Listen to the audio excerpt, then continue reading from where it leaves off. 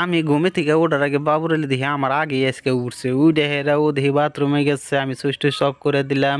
এদিকে বাবুরালি কিন্তু TV on করে থিয়ে বাথরুমে গেছে গা। এমরা আমি ঘুমিয়েছিলাম, বাবুরালি বাথরুমে যায় হেরে টিভি সিভি অন করে থিয়ে গেছে গা। এদিকে আমি সকাল সকালে একটা ব্লগ ভিডিও বানানোর চেষ্টা করলাম। আসসালামু আলাইকুম প্রিয় বন্ধুরা, আজকে শুভ সকাল।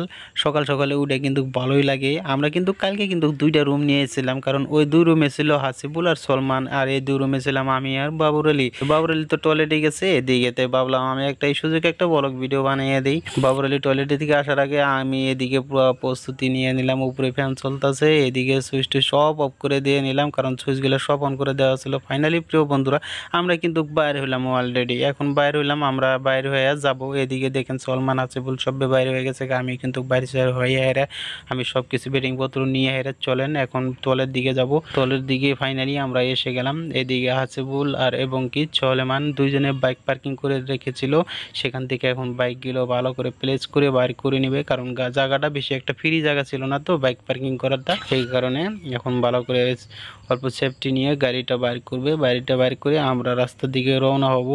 এদিকে দেখেন হাসিবুল আর সলমান কিন্তু অনেকটা বুদ্ধি করতেছে যে কোন দিকে কিবা করে যাওয়া যায়। এদিকে বুদ্ধি টুদ্ধি করে বাইক সাইক অলরেডি ঘুরানো হয়ে গেল ফাইনালি। তো এখন আমি আর কি করব, আমি চলেন যাই, ভিডিওটা এখান থেকে শুরু করি। ফাইনালি বন্ধুরা, কালকে আমরা এসেছিলাম গোয়ালপাড়া থেকে গুয়াহাটি পর্যন্ত, গুয়াহাটির লোকরা পর্যন্ত এসেছিলাম। এখানে আমরা ভালো করে রাতটা কেটিয়ে নিলাম। এখন আমরা রওনা দেবো আজকে হোজাইয়ের দিকে, হোজাই যাবো আজকে। চলেন আজকে আপনাদেরকে সাথে করে নিয়ে আমি যাব হোজাই যাব। হোজাইটা ভালো করে ঘুরে চড়ে দেখবো। আর এদিকে রাস্তার মাঝে যদি একটা লোক যদি বা একটা বা দুইটা লোক যদি পাই, হয়তো আমরা কাজগুলো করে যাব, সাথে থাকবেন।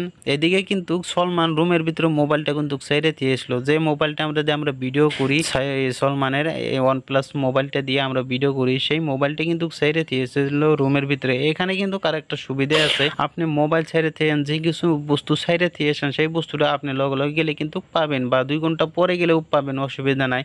এই ধরনের রুমে থাকাটা মানে পুরো একটা সিকিউরিট পাওয়া যায়, তার জন্য ভালো লাগে। বা রাস্তার মধ্যে হারিয়ে গেলে হয়তো পাওয়া যাবে না, কিন্তু রুমের ভিতরে কোনো বস্তু সারিয়ে দিয়ে আসলে 24 ঘন্টা পাশে যাবেন, তাও আপনি ওই বস্তুটা আপনি ফিরে পাবেন, কারণ ওখানে অনেকগুলো সিসিটিভি ক্যামেরা থাকে, তার জন্য ফিরে পাওয়া যায়। একা বেকা রাস্তা দিয়ে আমরা সোনাপুরের রোডে উঠতে আছি, পাহাড়ের মধ্যে দিয়ে পুরা একা বেকা রোড।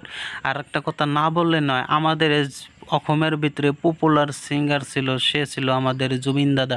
জুবিন দাদার এই সোনাপুর সমাধি করা হয়েছিল, কারণ জুবিন ক্ষেত্র আমরা একটু গেলে হয়তো পাবো, একা বেকা রোড দিয়ে গেলে একটু আমরা গেলে হয়তো আমরা জুবিনদার সমাধি ক্ষেত্র আমরা হয়তো পৌঁছে যাব, জুবিন ক্ষেত্র।